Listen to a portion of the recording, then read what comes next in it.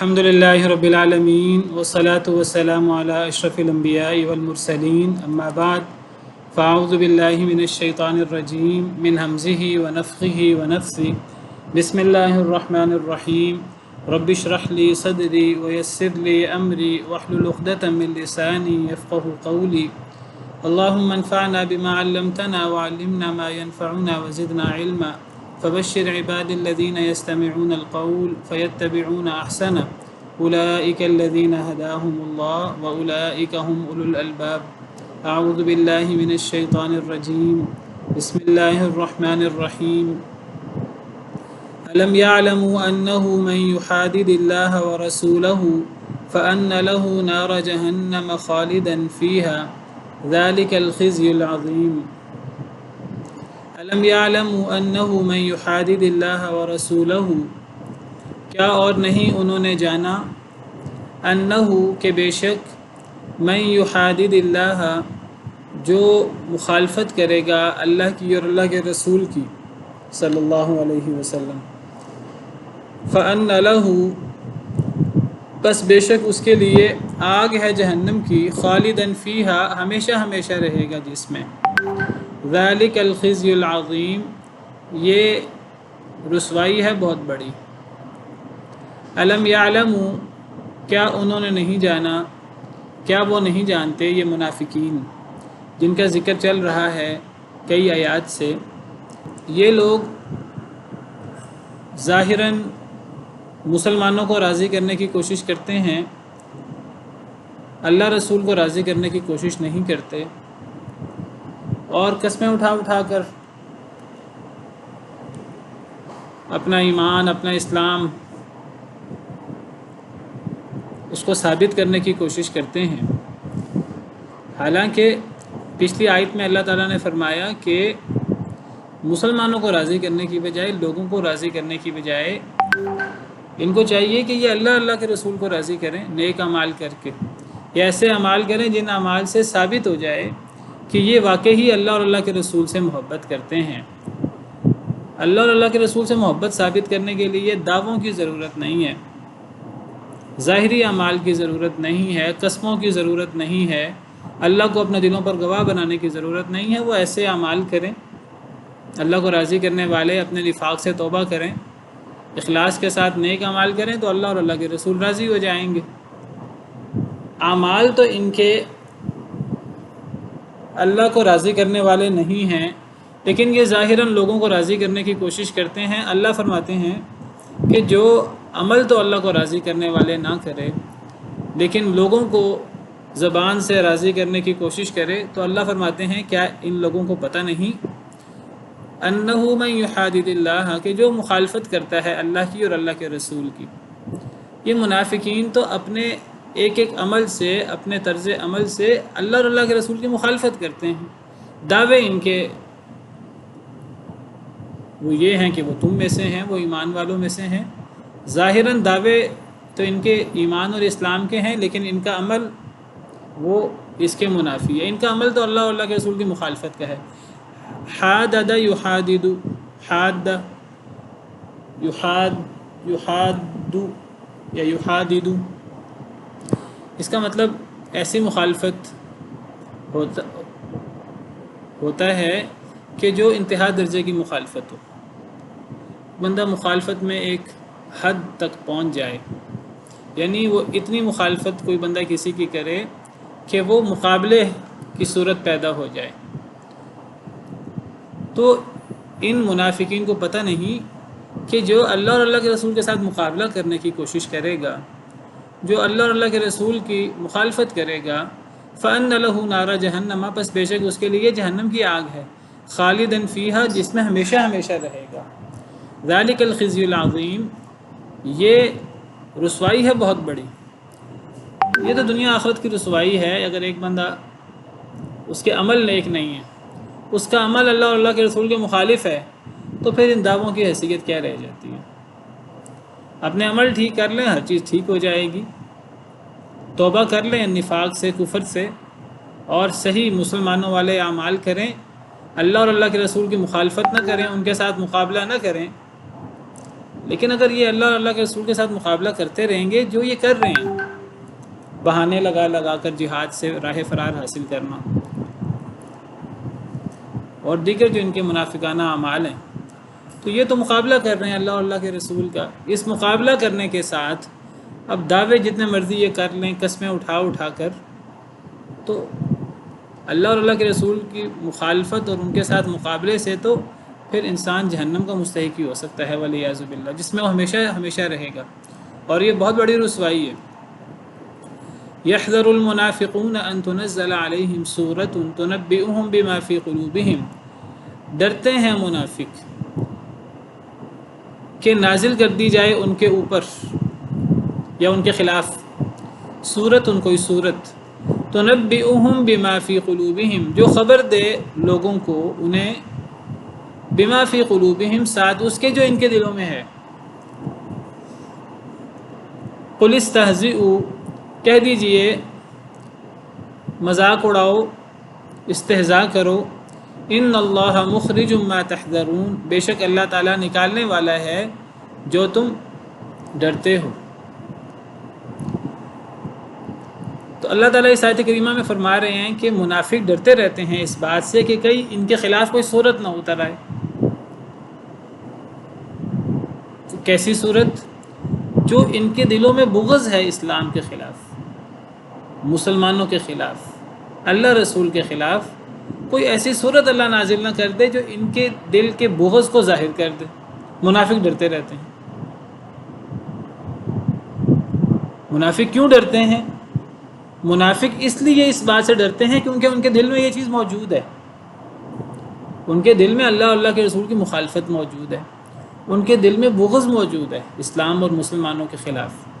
چونکہ ان کے دل میں یہ بات موجود ہے تو انہیں ہر وقت یہ کھٹکا لگا رہتا ہے، ان کو پتہ ہے اس بات کا کہ اللہ تعالیٰ تو دلوں کے بھید سے واقف ہیں۔ انہیں یہ ڈر لگا رہتا ہے کہ کہیں ایسا نہ ہو کہ اللہ تعالیٰ کوئی ایسی صورت نازل کر دے، کوئی ایسی آیات نازل کر دیں کہ جو ان کا پول کھول دیں۔ منافق ڈرتے رہتے ہیں۔ قرآن کریم کا یہ عام انداز نہیں ہے کہ قرآن کریم ایک ایک بندے کا پول کھولے اور ایک ایک بندے کی برائیاں دنیا کے اندر ہی واضح کرتا رہے۔ اللہ نے اس کام کے لیے آخرت رکھی ہے، لیکن اللہ نے قرآن کریم میں مجموعی معاملات بیان کیے ہیں۔ تو ایک گروہ ایسا تھا جو اپنے آپ کو مسلمان کہلاتا تھا لیکن وہ منافق تھا، وہ اللہ اور اللہ کے رسول کے ساتھ مقابلہ کرتا تھا، وہ مسلمانوں سے بغض رکھتا تھا، اپنے آپ کو مسلمان ظاہر کرتا تھا۔ تو اللہ نے سورہ توبہ میں ان کے خوب پول کھولے ہیں۔ اللہ نے وہ اس میں لوگوں کو خاص نہیں کیا، چند لوگوں کو، اللہ نے بالعموم ان کا ذکر کیا ہے۔ تو منافق ڈرتے رہتے تھے اس بات سے کہ کہیں ہمارے خلاف کوئی صورت نہ اتر آئے۔ عام طور پہ اترتی نہیں تھی تو وہ کہتے تھے کہ ہم محفوظ ہیں، ہمارے بارے میں کوئی صورت نہیں اتری، لیکن اب سورہ توبہ میں پھر اللہ تعالیٰ نے ان کے پول کھولے ہیں۔ عمومی طور پر اللہ نے منافقین کا کچا چھٹا کھولا ہے۔ تو اللہ فرماتے ہیں کہ یہ ڈرتے رہتے ہیں کہ کہیں ان کے خلاف کوئی صورت نہ اتر آئے جو لوگوں کو خبر دے، مسلمانوں کو خبر دے، ساتھ اس کے جو ان کے دلوں میں۔ اب منافق کیوں ڈرتے ہیں اس سے؟ منافق اس بات سے اس لیے ڈرتے تھے کہ ان کے دل میں یہ بات موجود تھی، انہیں پتہ تھا کہ ہمارے دل میں یہ بغض موجود ہے مسلمانوں کے خلاف، تو کہیں ہمارے یہ دل کا بغض اللہ لوگوں کے سامنے کسی صورت میں کسی آیت میں اتار نہ دیں۔ یہ ڈر مسلمانوں کو نہیں تھا، مسلمانوں کو اس لیے نہیں تھا کیونکہ مسلمانوں کے دلوں میں ایسی کوئی بات بھی نہیں تھی۔ اللہ رسول سے محبت تھی، اسلام کو غالب کرنے کی وہ کوشش کرتے رہتے تھے، اس کے لیے ہر قسم کی قربانی دیتے تھے، مسلمانوں کے ساتھ ان کا ایک دلی تعلق تھا۔ تو مسلمان کو، ایک مومن کو کوئی ڈر نہیں ہے کہ اس کا پول کھلے، ایسی چیز ہے ہی نہیں جس کا پول کھلے، یہ تو چور کی داڑھی میں تنکا والی بات ہے۔ چونکہ ان کے ایسے اعمال تھے تو یہ ڈرتے رہتے تھے کہ کہیں ہمارے پول نہ کھل جائیں۔ قل استہزئوا، تو اللہ تعالیٰ فرماتے ہیں کہ اے نبی صلی اللہ علیہ وسلم آپ فرما دیجئے، استہزئوا، تم مذاق اڑاؤ، ان اللہ مخرج ما تحذرون، بے شک اللہ تعالیٰ نکالنے والا ہے وہ جس سے تم ڈرتے ہو۔ تمہارا یہ جو دل کا ڈر ہے اللہ نے اس کو پورا کر دینا ہے، اور اللہ نے تمہارے منافقت اور تمہارا بغض اللہ نے اس کو نکالنا ہے، اللہ نے اس کو لوگوں کے سامنے ظاہر کرنا ہے، اور اللہ نے ظاہر کر دیا۔ تو تم اپنے مذاق اڑاتے رہو، تم جو اللہ کے رسول اور اسلام کے ساتھ مذاق کرتے ہو، استہزاء کرتے ہو، تم اپنی روش پر گامزن رہو۔ اللہ تمہارے یہ جو تم ڈرتے ہو کہ کہیں کوئی صورت، کوئی آیت کی صورت میں اللہ تعالیٰ ہمارے پول نہ کھول دے، اللہ تو تمہارا جو کھٹکا ہے، تمہارا یہ ڈر ہے، اللہ اس کو نکال دیں گے، اور اللہ تمہارا بغض اور یہ چیزیں لوگوں کے سامنے ظاہر کر دیں گے، اور اللہ نے کر دیا۔ وَلَئِن سَأَلْتَهُمْ لَيَقُولُنَّ إِنَّمَا كُنَّا نَخُوضُ وَنَلْعَبُ، اور البتہ اگر آپ سوال کریں ان سے، اے اللہ کے رسول صلی اللہ علیہ وسلم، اگر آپ ان سے سوال کریں، ان منافقین سے، لَيَقُولُنَّ، البتہ وہ ضرور کہیں گے، إِنَّمَا كُنَّا نَخُوضُ وَنَلْعَبُ، سوائے اس کے کہ نہیں ہم تو کھیل رہے تھے، ہم تو گپ شپ لگا رہے تھے، ہم تو کھیل رہے تھے۔ قل اب اللہ، کہہ دیجئے کیا اللہ کے ساتھ، و آیاتہ، اور اس کی آیات کے ساتھ، و رسولہ، اور اس کے رسول کے ساتھ، کنتم تستہزئون، تم مذاق اڑاتے تھے۔ اگر آپ ان سے سوال کریں، کیا سوال کریں، یہاں سوال موجود نہیں ہے، ان کا جواب اللہ نے ذکر کیا ہے۔ اللہ فرماتے ہیں اے نبی صلی اللہ علیہ وسلم، اگر آپ ان سے پوچھیں، کیا پوچھیں وہ موجود نہیں ہے، لیکن وہ جو جواب اللہ نے ان کی طرف سے ذکر کیا ہے، اس جواب سے واضح ہو رہا ہے کہ منافقین سے کیا پوچھنا ہے۔ اگر آپ ان سے سوال کریں تو یہ ضرور کہیں گے، یہ جواب دیں گے کہ سوائے اس کے کہ نہیں، ہم تو گپ شپ کر رہے تھے۔ نخوض، خوض کہتے ہیں گپ شپ لگانا، بے مقصد بات کرنا، ہم تو گپ شپ لگا رہے تھے، ونلعب، ہم تو کھیل رہے تھے۔ تو گویا کہ سوال کیا ہے جو منافقین سے کرنا ہے، وہ سیاق و اسباق سے خود واضح ہو جاتا ہے۔ تو سوال کیا ہوا منافقین سے، جو اللہ تعالیٰ کہہ رہے ہیں اے اللہ کے رسول، اگر آپ ان سے سوال کریں، کیا سوال کریں، وہ سوال موجود نہیں ہے، لیکن جو ان کا جواب نقل کیا اللہ نے، اس سے واضح ہو رہا ہے کہ سوال کیا ہے۔ تو کیا سوال ہے، کیا سمجھ آتی ہے؟ جی، منافقین جیسے پچھلی آیت میں بھی ہے، قُلِ اسْتَهْزِئُوا إِنَّ اللَّهَ مُخْرِجٌ مَا تَحْذَرُونَ، کہ اے اللہ کے رسول آپ فرما دیجئے کہ تم مذاق اڑاؤ، اللہ تعالیٰ نکالنے والا ہے جس سے تم ڈرتے ہو۔ تو گویا کہ منافقین جو اسلام کو، مسلمانوں کو مذاق بنا لیتے تھے، ان کا مذاق اڑاتے تھے، تو اللہ اس کا ذکر کر رہے ہیں۔ تو وَلَئِن سَأَلْتَهُمْ، اور البتہ اگر آپ ان سے سوال کریں، کیا سوال کریں کہ یہ جو انہوں نے یہ کبھی نبی صلی اللہ علیہ وسلم کے بارے میں ایسی بات کر دیتے تھے کہ جو نبی صلی اللہ علیہ وسلم کی شان کی منافی ہوتی تھی، جیسے پیچھے ہم نے پڑھا کہ وہ کہتے تھے کہ آپ کان کے کچے ہیں، یا نبی صلی اللہ علیہ وسلم کے بارے میں منافقین نے کہا، بدبختوں نے، عبداللہ بن ابی نے، کہ ہم مدینہ جائیں گے تو ہمارا جو عزت والا شخص ہے وہ ذلیل شخص کو نکال دے گا۔ اس قسم کی بکواسات یہ کرتے رہتے تھے نبی صلی اللہ علیہ وسلم کے بارے میں، اسلام کے بارے میں، مسلمانوں کے بارے میں۔ کبھی مسلمانوں کے بارے میں یہ کہہ دینا کہ یہ مسلمان تو بڑے پیٹو ہیں، یہ تو بڑا، ان کو کھانے پینے کا بڑا شوق ہے۔ کبھی یہ کہہ دینا کہ یہ مسلمان آپ کے ارد گرد اس لیے اکٹھے ہیں، ان کا کوئی مقصد نہیں ہے، ان کو کوئی اللہ رسول سے محبت نہیں ہے، یہ تو اس لیے آپ کے پاس اکٹھے ہیں کہ انہیں کچھ مل جائے، ان کے دنیاوی مفادات ہیں۔ یہ تو اس لیے آپ کے پاس اکٹھے ہیں کہ آپ کے پاس اگر مال غنیمت اکٹھا ہو تو آپ بھر بھر کے انہیں دیں، ان کے تو دنیاوی مفادات ہیں۔ تو اس قسم کی بکواسات، اس قسم کا استہزاء اور مذاق وہ اڑایا کرتے تھے، اسلام کا، مسلمانوں کا، اور وہ نبی صلی اللہ علیہ وسلم کو بھی نہیں چھوڑتے تھے۔ تو اللہ تعالیٰ فرماتے ہیں کہ البتہ اگر آپ ان سے سوال کریں، ان سے ان کے ان اقوال کے بارے میں اور ان کے ان افعال کے بارے میں، جو یہ استہزاء اور یہ جو اس قسم کی باتیں کرتے تھے نبی کے بارے میں، مسلمانوں کے بارے میں، والعیاذ باللہ، تو یہ اس کا جواب دیں گے۔ البتہ یہ ضرور کہیں گے انما، سوائے اس کے کہ نہیں، کننا، ہم تھے، نخوضو، ہم تو گپ شپ لگا رہے تھے، ونلعب، ہم تو کھیل رہے تھے۔ یہ اس کا کیا جواب دیں گے؟ نہیں نہیں، ہم یہ جو ہماری طرف باتیں منسوب کی گئی ہیں، ہمارا یہ مقصود تھوڑی تھا، یہ بات تو ہم نے ویسے گپ شپ لگاتے کر دی، ہم دل سے تو یہ بات نہیں کہتے، ہم نے تو کھیل کود میں یہ بات کہہ دی، ہم نے تو ویسے ہی یہ بات کہہ دی۔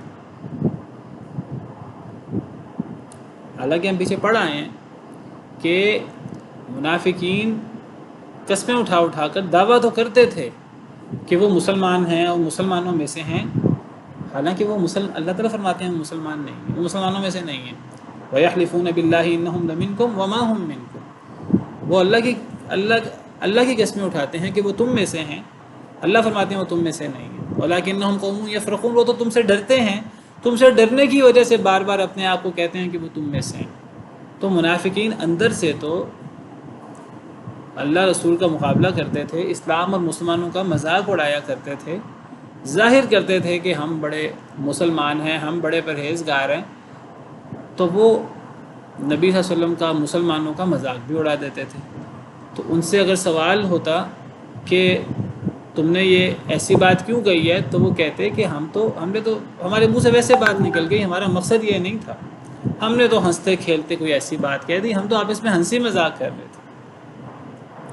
تو اللہ اس کا جواب کیا دیتے ہیں؟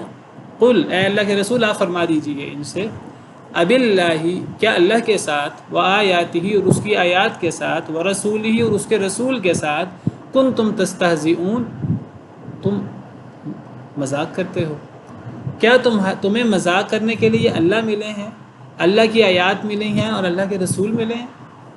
اللہ فرماتے ہیں ہرگز نہیں، تمہارا یہ عذر گناہ بدتر از گناہ ہے کہ ہم سے منہ سے ویسے ہی یہ بات نکل گئی، ہمارا مقصد نہیں تھا، ہم تو ایسے کھیل کود کر رہے تھے۔ اللہ فرماتے ہیں ہرگز نہیں، تم نے جو بات کہی ہے تم نے بڑی سوچ سمجھ کے بات کہی ہے، تمہارا جو بغض ہے تمہارے دل میں، اللہ کو اس بغض کا پتہ ہے، یہ تم نے ہرگز ہنستے کھیلتے بات نہیں کی، تم نے یہ بات بغیر ارادے کے ہرگز نہیں کی، تم نے یہ بات پوری طرح سوچ سمجھ کے کی ہے۔ اللہ فرماتے ہیں اگر تم نے ہنسی کھیل کرنا تھا، اگر تم نے گپ شپ لگانی تھی، تو وہ عام معاملات میں ہوتی ہے، اللہ کے دین کے بارے میں، اللہ کے بارے میں، اللہ کی آیات کے بارے میں اور اللہ کے رسول کے بارے میں گپ شپ ہوتی ہے۔ کیا اللہ کا معاملہ، اللہ کی آیات، اللہ کے رسول کا معاملہ اتنا ہلکا ہے کہ انسان ان کو اپنے گپ شپ کا موضوع بنا لے؟ تو یہ باتیں تم نے بغیر سوچے سمجھے، غیر ارادی طور پر نہیں کی، تم نے پوری طرح سوچ سمجھ کر یہ بات کہی ہے، کیونکہ تمہارا بغض اسلام سے، مسلمانوں سے، وہ واضح ہے، تمہارا اللہ اور اللہ کے رسول کے ساتھ مقابلہ وہ واضح ہے، تو تم نے یہ باتیں غیر ارادی طور پر نہیں کی۔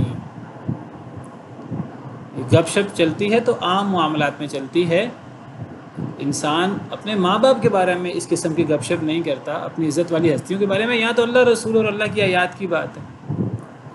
تو کیا گپ شپ کے لیے اللہ اور اللہ کی آیات اور اللہ کے رسول ہی رہ گئے ہیں جن کا تم مذاق اڑاتے ہو؟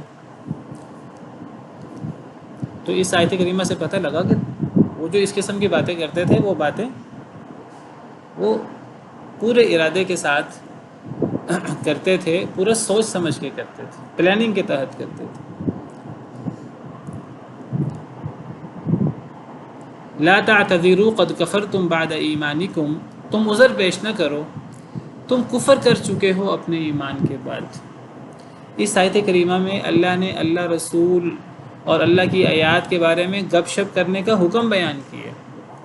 وہ ایک بندہ ارادی طور پر کرے، ایک بندہ غیر ارادی طور پر کرے۔ پچھلی آیت میں اللہ نے یہ واضح فرما دیا کہ تم یہ چیزیں گپ شپ میں نہیں کرتے، تمہارا یہ کہنا جھوٹ ہے، غلط ہے کہ تم گپ شپ کر رہے تھے، تم کھیل کود رہے تھے، تم نے یہ باتیں کھیل کود میں نہیں کی، تم نے یہ باتیں سوچ سمجھ کر کی ہیں۔ اور اگلی آیت میں اللہ نے واضح کر دیا کہ اگر بالفرض کوئی بندہ یہ باتیں کھیل کود میں بھی کہے تو یہ عمل اتنا گھنونا عمل ہے کہ یہ کفریہ عمل ہے، اس عمل کے بعد انسان کافر ہو جاتا ہے ایمان کے بعد۔ چاہے یہ غیر ارادی طور پر ہی کیوں نہ ہو. یعنی ایک بندہ اللہ رسول اور اللہ کی آیات کو اتنا ہلکا لے کہ ایک بندہ ان کو مشق ستم بنا لے، تختہ مشق بنا لے، مذاق کا نشانہ بنا لے، اور بعد میں کہ نہیں میرا مقصود تو یہ نہیں یہ تھا، میرا مقصود تو یہ نہیں یہ تھا. تم عذر پیش نہ کرو، تم کفر کر چکے ہو اپنے ایمان کے بعد. یہ منافقین کے بارے میں بات ہو رہی ہے. منافقین کو اللہ فرما رہے ہیں تو عذر پیش نہ کرو، تم کفر کر چکے ہو اپنے ایمان کے بعد. یہ کون سا ایمان ہے منافقین کا جس کی یہاں بات ہو رہی ہے؟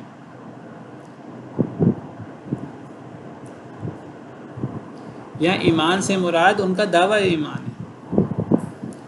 تم اپنے دعویٰ ایمان، ان کا دعویٰ تو یہ تھا ہم تو بڑے پکے ٹھکے مسلمان ہیں. اللہ فرماتے ہیں اگر تمہارا دعویٰ مان لیا جائے کہ تم مسلمان ہو تو یاد رکھو کہ تم اپنے ایمان کے بعد تم کافر ہو چکے ہو اپنے اس عمل کی وجہ سے. یہ عمل اتنا گھنونا عمل ہے کہ یہ ایمان کے بعد انسان کو، اگر حقیقی ایمان ہو، یہ عمل انسان کو کافر بنا دیتا ہے. اور ان کا تو ایمان کا دعویٰ تو وہ تو دعویٰ ہی تھا، وہ تو پیچھے پڑ چکے ہیں ہم. وَمِنَ النَّاسِ مَن يَقُولُ آمَنَّا بِاللَّهِ وَبِالْيَوْمِ الْآخِرِ وَمَا هُم بِمُؤْمِنِينَ. کچھ ایسے لوگ بھی ہیں جو کہتے ہیں ہم اللہ پر ایمان رکھتے ہیں، آخرت پر ایمان رکھتے ہیں. اللہ فرماتے ہیں مومن نہیں ہے وہ. تو اللہ فرماتے ہیں تم عذر پیش نہ کرو، تم کفر کر چکے ہو اپنے ایمان کے بعد. یہاں ایمان سے مراد کون سا ایمان ہے؟ یہاں ایمان سے مراد ان کا دعویٰ ایمان ہے. اگر تم نے یہ جو دعوے کیے ایمان کے جھوٹے سچے، پہلی بات ہے وہ ایمان ہے ہی نہیں. اگر بالفرض اس کو ایمان مان لیا جائے تو اس قسم کے اعمال سے یہ ایمان ختم ہو جاتا ہے. اس سے یہ بھی پتہ لگا کہ اگر کوئی شخص وہ اپنے آپ کو جتنا مرضی مسلمان سمجھتا ہو، اگر وہ اللہ رسول کو، اللہ کی آیات کو، اسلام کے جو شاعر ہیں، اگر ان کو وہ مذاق بنائے، مذاق کا نشانہ بنائے، تو یہ عمل یہ انسان کو ملت اسلامیہ سے نکال دیتا ہے. یہ عمل انسان کو کافر بنا دیتا ہے. انسان کو محتاط ہونا چاہیے اور انسان کو اللہ رسول کے بارے میں، اللہ کی آیات کے بارے میں، دین کے شاعر کے بارے میں محتاط بات کرنی چاہیے. اس کو ہلکے انداز میں، مذاق کے انداز میں بات نہیں کرنی چاہیے. ہمارے ہاں کیا ہے، ہمارے ہاں بھی لوگ اس بارے میں بڑی کوتاہی ہو گئی ہے، بڑی بے احتیاطی ہو گئی ہے. لوگ پرواہ نہیں کرتے. لوگوں نے جنت جہنم کے بارے میں لطیفے بنا رکھے ہیں. لوگ قرآن کریم کی آیات کے بارے میں لطیفے بنا رکھے ہیں. لوگوں نے سلف صالحین کے بارے میں، صحابہ کرام کے بارے میں، نبی صلی اللہ علیہ وسلم کے ازواج کے بارے میں اور ان کے بارے میں لوگوں نے جو ہے وہ غیر محتاط الفاظ استعمال کرتے ہیں. تو اس کے بارے میں آپ دیکھیے کہ اسلام میں کتنی حساسیت ہے کہ اس کو، اگر ایمان موجود ہو، ان کا تو ایمان ہی نہیں تھا، اگر ایمان ہو تو ایمان کے بعد انسان کافر ہو جاتا ہے. اس عمل کے بعد کوئی بندہ یہ عمل کرے، بعد میں عذر پیش کرے میں نے تو مذاق کیا تھا. ہمارے ہاں بہت سارے لوگ جنت جہنم کے بارے میں جو ہیں وہ لطیفے بنائے ہوئے ہیں کہ جی وہ جس کی شادیاں زیادہ ہیں تو وہ تو دنیا میں، اس کی دنیا ہی جہنم ہے، اب تو آخرت میں سیدھا جنت میں جائے گا. کئی لوگ اس قسم کی باتیں کرتے ہیں. کئی لوگ اس قسم کی بات کرتے ہیں کہ جی لوگوں نے، یعنی میں آپ کو وہ بتا رہا ہوں جو ہمارے ہاں آج لطیفے مشہور ہیں اور ہم احساس نہیں کرتے کئی دفعہ کہ ہم یہ لطیفے جنت جہنم کے بارے میں بنا رہے ہیں. فرشتوں کے بارے میں کئی دفعہ ہم نے لطیفے بنائے ہوئے ہیں. جی فلاں لوگوں پر تو دروغے مقرر ہیں، کوئی نکلنے کی کوشش کرتا ہے تو فرشتے ان کو واپس دھکا دے دیتے ہیں. فلاں قوم ایسی قوم ہے اس کے اوپر کوئی دروغہ مقرر نہیں ہے، کیونکہ وہ قوم ایک دوسرے کی ٹانگیں کھینچتی ہے، وہاں فرشتوں کے دروغہ کی ضرورت ہی نہیں ہے. اس قسم کے لوگوں نے لطیفے بنائے ہیں اور لطیفے عام ہیں. بہت انسان کو ڈرنا چاہیے اس قسم کے لطیفے بنانا جنت جہنم کے بارے میں، موت کے بارے میں، قیامت کے بارے میں، فرشتوں کے بارے میں، اللہ رسول کے بارے میں، دین کے شاعر کے بارے میں. کئی لوگ داڑھیوں کو مذاق بنا لیتے ہیں، لطیفہ بنا لیتے ہیں. کئی لوگ نبی صلی اللہ علیہ وسلم کے احکامات کو مذاق بنا لیتے ہیں. اب میں نے سنا خود کہ جی کئی لوگ، آپ کو پتہ ہے نبی صلی اللہ علیہ وسلم کو حکم ہے کہ انسان کو اپنی شلوار، اپنا تہبند وغیرہ ٹخنے سے اوپر رکھنا چاہیے. تو کچھ لوگ ہیں آج بھی، اللہ انہیں جزائے خیر دے، وہ نبی صلی اللہ علیہ وسلم کی سنتوں کو زندہ رکھنے کی کوشش کرتے ہیں. اکثر لوگوں نے تو آج یہ سنتیں ختم کر دی، ان کی پرواہ ہی نہیں کرتے۔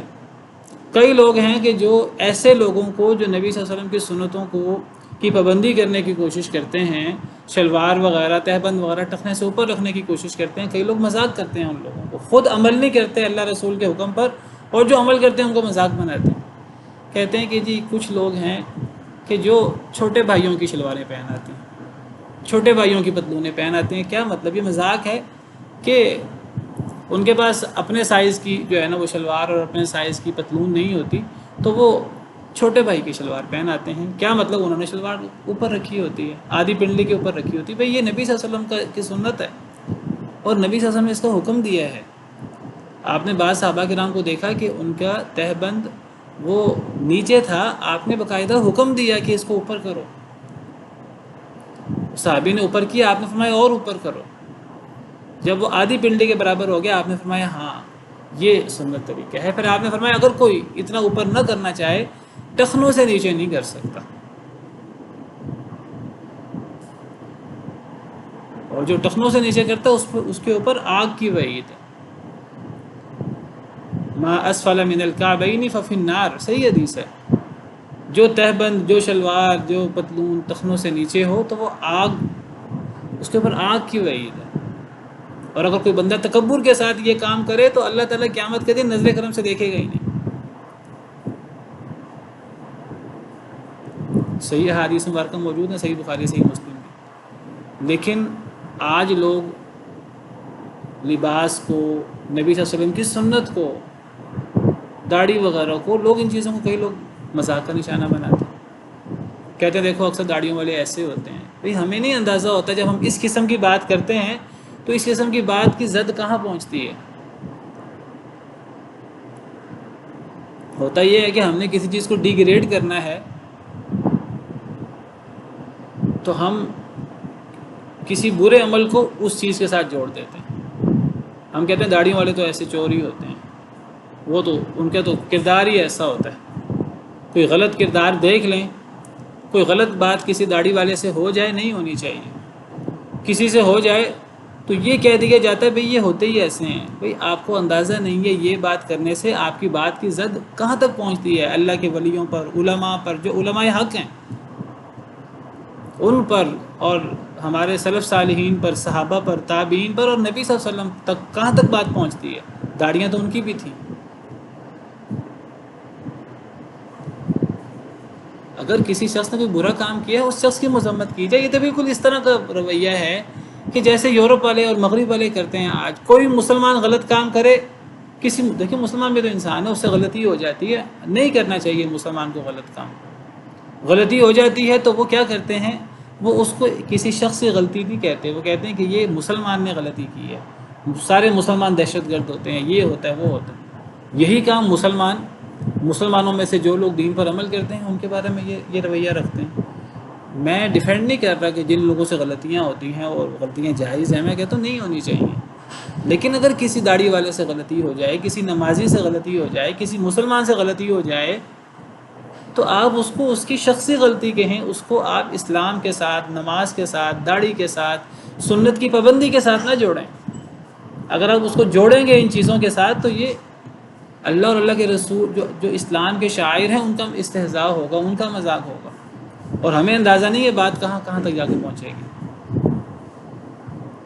تو اللہ کے بارے میں، رسول کے بارے میں، اللہ کی آیات، ان کے بارے میں مذاق کرنا یہ انسان کو کافر بنا دیتا ہے۔ ایسا انسان ایمان کے بعد اگر ایمان ہو اس کے اندر تو کافر ہو جاتا ہے۔ ان چیزوں کے بارے میں بہت زیادہ احتیاط کی ضرورت ہے، بہت زیادہ احتیاط کی ضرورت ہے۔ فرمایا وَلَئِن سَأَلْتَهُمْ لَيَقُولُنَّ لَا تَعْتَذِرُوا قَدْ كَفَرْتُمْ بَعْدَ إِيمَانِكُمْ، عذر پیش نہ کرو، تم کفر کر چکے ہو اپنے ایمان کے بعد۔ ان نعفو عن طائفة منکم نعذب طائفة بأنهم كانوا مجرمین، اگر ہم معاف کر دیں ایک جماعت سے تم میں سے، نعذب طائفة تو ہم عذاب دیں گے ایک جماعت کو، بأنهم كانوا مجرمین اس لیے کہ وہ مجرم تھے۔ اللہ اور اللہ کے رسول کے ساتھ استہزاء، اللہ کی آیات کا مذاق اڑانا، اس عمل سے انسان مسلمان ہونے کے بعد کافر ہو جاتا ہے، یہ عمل کفری عمل ہے۔ اللہ فرماتے ہیں اگر کوئی شخص یہ عمل کرے تو اگر ہم ایک جماعت کو تم میں سے معاف کر بھی دیں تو ایک دوسری جماعت کو ہم ضرور سزا دیں گے اس عمل پر، اس لیے کہ وہ مجرم تھے۔ کیا مطلب یہ ہے کہ اگر کوئی بندہ یہ کام کرے، مذاق اڑائے اور اس قسم کا اس سے عمل سرزد ہو جائے، تو اب پھر دو طرح کے لوگ ہوتے ہیں۔ ایک لوگ وہ ہوتے ہیں کہ جن کو اپنی غلطی کا احساس ہو جاتا ہے، وہ اپنے غلطی کا احساس ہونے کے باوجود کوئی ان کو بتا دیتا ہے کہ تم سے یہ ایک بڑا گناہ ہو گیا ہے، تو وہ فوراً چکنا ہوتے ہیں اور وہ پیشمان ہوتے ہیں اور وہ پھر اللہ سے توبہ کرتے ہیں اور خالص توبہ کرتے ہیں، اور وہ کہتے ہیں اللہ تعالیٰ ہم آئندہ یہ کام نہیں کریں گے۔ تو وہ بڑے خلوص کے ساتھ، بڑی شرمندگی کا اظہار کر کے وہ اپنے گناہ کی معافی مانگتے ہیں۔ تو جو اپنے گناہ کی معافی مانگ لے اور خلوص کے ساتھ اللہ کے حضور توبہ کر لے اور آئندہ یہ کام نہ کرنے کا اللہ سے وعدہ کرے اور آئندہ یہ کام نہ کرے، تو اللہ تعالیٰ لوگوں کی توبہ قبول کر لیتے ہیں۔ اللہ تعالیٰ تو شرک کی توبہ، کفر سے توبہ قبول کر لیتے ہیں، تو اللہ تعالیٰ ایسے اعمال کی توبہ بھی قبول کر لیتے ہیں اگر کوئی خلوص دل سے توبہ کرے، تو اللہ ایسے لوگوں کو معاف کر دیتے ہیں۔ لیکن بہت سارے لوگ جو گناہ کرتے ہیں اور گناہ کر کے پھر اس کے اوپر ریدہ دلیری کے ساتھ آگے سے پھر تعویلیں کرتے ہیں، اپنے گناہ پر پیشمانی کا اظہار کرنے کی بجائے، شرمندگی کا اظہار کرنے کی بجائے وہ 100 تعویلیں اس کی کرتے ہیں۔ ان کو اپنے اس عمل پر کوئی شرمندگی نہیں ہوتی، وہ کوئی توبہ نہیں کرتے۔ اگر توبہ کریں بھی تو وہ ظاہری سی کہ ہمارا تو یہ مقصد ہی نہیں تھا، ہم تو یہ چاہتے ہی نہیں تھے، ہم تو ہنس کھیل رہے تھے، ہم تو گپ شپ لگا رہے تھے۔ تو اس قسم کے الٹے سیدھے عذر پیش کر کے وہ سمجھتے ہیں کہ بس ہم نے جواب دے دیا ہے، ہم نے لوگوں کو مطمئن کر لیا ہے۔ وہ خلوص دل سے توبہ نہیں کرتے۔ تو جو خلوص دل سے توبہ کر لے ایسے لوگوں کو اللہ معاف کر دیتے ہیں، اور جو خلوص دل سے توبہ نہ کرے، جو پھر اس کی تعویلیں کرتا رہے، تو ایسے لوگوں کو اللہ ضرور سزا دیں گے۔ یہ عمل ایسا ہے کہ اس عمل پر بڑی سخت سزا ہے اللہ کے ہاں۔ تو اللہ فرماتے ہیں کہ اگر ہم نے ایک جماعت کو تم میں سے معاف کیا بھی تو دوسری جماعت کو ہم ضرور عذاب دیں گے، اس لیے کہ وہ مجرم تھے۔ تو کس جماعت کو اللہ معاف کریں گے؟ علماء کہتے ہیں، مفسرین کرام کہتے ہیں کہ جو خلوص دل سے توبہ کر لے۔ المنافقون والمنافقات بعضهم من بعض، منافق مرد ہوں اور منافق عورتیں بعضهم من بعض سے ہیں۔ یأمرون بالمنکر، وہ حکم دیتے ہیں برائی کا، وینہون عن المعروف، اور وہ روکتے ہیں اچھی چیز سے، نیکی سے، ویقبضون ایدیہم، اور وہ روک کے رکھتے ہیں اپنے ہاتھوں کو۔ بخل مراد ہے، صدقہ خیرات نہیں کرتے۔ نسوا اللہ فنسیہم، وہ بھول گئے اللہ کو تو اللہ نے انہیں بھلا دیا۔ ان المنافقین هم الفاسقون، بے شک منافقین وہی فاسق و فاجر ہیں۔ تو اللہ تعالیٰ فرما رہے ہیں کہ منافق مرد ہوں یا منافق عورتیں، صرف مرد ایسے نہیں تھا، منافق مرد بھی ہوتے ہیں، منافق عورتیں بھی ہوتی ہیں، عورتوں کے رویے بھی منافقانہ ہوتے ہیں۔ تو منافق مرد ہوں اور منافق عورتیں ہوں، یہ بعض سے ہیں، یہ ایک جیسے لوگ ہیں، ان کے ایک جیسے رویے ہوتے ہیں۔ نہ یہ مرد مسلمانوں میں سے ہیں، نہ یہ عورتیں مسلمانوں میں سے ہیں، اور ان مردوں کو بھی مسلمان مردوں سے کوئی تعلق نہیں ہے، چاہے منہ سے جتنا مرضی اظہار کرتے رہیں، منہ سے جتنی مرضی قسمیں اٹھاتے رہیں، اور ان کی عورتوں کو مسلمان عورتوں سے کوئی واسطہ نہیں ہے، چاہے وہ عورتیں کتنی قسمیں اٹھاتی رہیں کہ ہم مسلمان ہیں، ہم مسلمانوں میں سے ہیں، وہ ان کے صرف زبان کے دعوے ہیں۔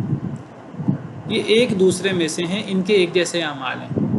یأمرون بالمنکر، یہ برے کاموں کا حکم دیتے ہیں، وینہون عن المعروف، اور یہ روکتے ہیں اچھی بات سے۔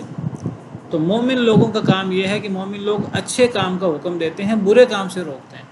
تو ان کا معاملہ الٹا ہے، یہ برے کام سے لوگوں کو روکتے ہیں اور برے کام کا لوگوں کو حکم دیتے ہیں، اور اچھے کام سے لوگوں کو روکتے ہیں۔ امر بالمعروف نہی عن المنکر کی بجائے، جو مسلمانوں کا ایک بڑا اہم فریضہ ہے، یہ امر بالمنکر اور نہی عن المعروف کرتے ہیں۔ وَيَقْبِضُونَ أَيْدِيَهُمْ، اور یہ اپنے ہاتھوں کو روک کے رکھتے ہیں۔ اس سے مراد بخل مراد ہے، یہ خرچ نہیں کرتے، خرچ کرتے ہی نہیں، اور اگر کریں تو وہ قبول ہی نہیں ہوتا اللہ کے ہاں۔ کیوں قبول نہیں ہوتا؟ اس لیے کہ وہ اس کو چٹی سمجھتے ہوئے خرچ کرتے ہیں، دل کی خوشی سے خرچ ہی نہیں کرتے، اور ہم پیچھے تفصیل سے پڑھ چکے ہیں منافقین کے بارے میں، نہ ان کی نماز قبول ہے نہ ان کی زکوٰۃ قبول ہے۔ نماز اس لیے قبول نہیں ہے، اللہ نے وہاں 2-3 وجہ بیان کی ہیں۔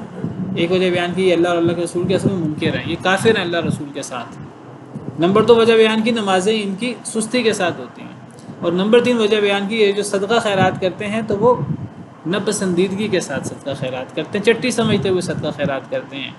یہ 3 اللہ نے وجوہ بیان کی جن کی وجہ سے ان کے عمل قبول نہیں ہوتے۔ مفسرین کرام کہتے ہیں ان میں سے ایک وجہ اپنی جگہ پر ایسی ہے کہ وہ ایک وجہ انسان کے اندر پائی جائے تو انسان کا کوئی عمل قبول نہیں ہوتا۔ اللہ رسول کے ساتھ کفر کرنے والا ہو انسان، یا وہ نماز سستی کے ساتھ پڑھے، یا وہ ناپسندیدگی کے ساتھ خرچ کرے، تو یہ خرچ کرتے ہی نہیں پہلی بات ہے، اور اگر خرچ کریں تو یہ ناپسندیدگی کے ساتھ ہمارے بندے خرچ کرتے ہیں تو یہ ان کا قبول ہی نہیں ہوتا اللہ کے ہاں۔ نسوا اللہ فنسیہم، تو یہ اللہ کو بھول گئے تو اللہ نے انہیں بلا دیا۔ آپ دیکھیے قرآن کریم میں آپ کو اکثر ملے گا اللہ تعالیٰ لوگوں کے ساتھ ویسا رویہ رکھتے ہیں جیسا لوگ اللہ کے ساتھ رکھتے ہیں۔ اس کو یعنی اکثر اس کے لیے جو محاورہ استعمال ہوتا ہے الجزاء من جنس العمل، کہ عام طور پر آپ دیکھیں شریعت میں اللہ نے اعمال کی جزا یا سزا ایسی رکھی جس قسم کا انسان کا عمل ہوتا ہے۔ یہ اللہ کو بھول گئے منافقین، اللہ کو بھولنے کی وجہ سے سارے کام الٹے کرتے ہیں، یعنی امر بالمعروف ہونا چاہیے یہ امر بالمنکر کرتے ہیں، نہیں عن المنکر ہونا چاہیے یہ امر بالمعروف، یہ نہیں عن المعروف کرتے ہیں، صدقہ خیرات کرنا چاہیے یہ ہاتھ بند کرتے ہیں اپنے، ہر کام الٹا کرتے ہیں۔ اور یہ کیوں ہر کام الٹا کرتے ہیں؟ کیونکہ اللہ کو بھولے ہوئے ہیں۔ جب یہ اللہ کو بھول گئے تو پھر اللہ انہیں بھول گئے۔ اللہ انہیں بھول گئے سے کیا مراد ہے؟ کیا اللہ تعالیٰ کسی چیز کو بھول جاتے ہیں؟ دیکھیے اللہ کسی چیز کو نہیں بھولتے۔ وما کان ربک نسیا، اللہ قرآن میں فرماتے ہیں تمہارا رب بھولنے والا نہیں ہے۔ تو پھر اللہ نے یہاں یہ کیوں فرمایا کہ پھر اللہ انہیں بھول گئے؟ یہاں یہ مطلب نہیں اللہ انہیں بھول گئے، یہ اللہ نے ان کی سزا ذکر کی ہے۔ اس کو بلاغت، علم بلاغت میں مشاکلہ کہتے ہیں، کہ جیسا انسان کا عمل ویسے انسان کو سزا ملے گی۔ تو یہ اللہ کو بھول گئے تو گویا کہ اللہ نے انہیں سزا دی کہ اللہ انہیں بھول گئے۔ اللہ بھولتے نہیں ہیں، لیکن جب یہ قیامت کے دن اللہ کو دعائیاں دیں گے اور اللہ تعالیٰ سے توبہ استغفار کریں گے، اور جب اللہ کے عذاب میں ہوں گے تو یہ اللہ سے پناہ مانگیں گے، تو اللہ ایسے جیسے اللہ انہیں بھول گئے ہیں، جہنم میں بھیج کے اللہ بھول گئے ہیں، اللہ بھولیں گے نہیں، اللہ تو کسی چیز کو نہیں بھولتے، لیکن یہ سزا ہے ان کی، جیسا ان کا عمل ہے ویسی ان کی سزا ہے۔ یہ ایسے ہی جیسے اللہ فرماتے ہیں کہ جو یہ منافقوں کے بارے میں ہیں وہ اللہ کو دھوکہ دینے کی کوشش کرتے ہیں تو اللہ انہیں دھوکہ دیتے ہیں، یہ اللہ کا مذاق اڑاتے ہیں تو اللہ ان کا مذاق اڑاتے ہیں۔ اللہ یستہزئ بہم۔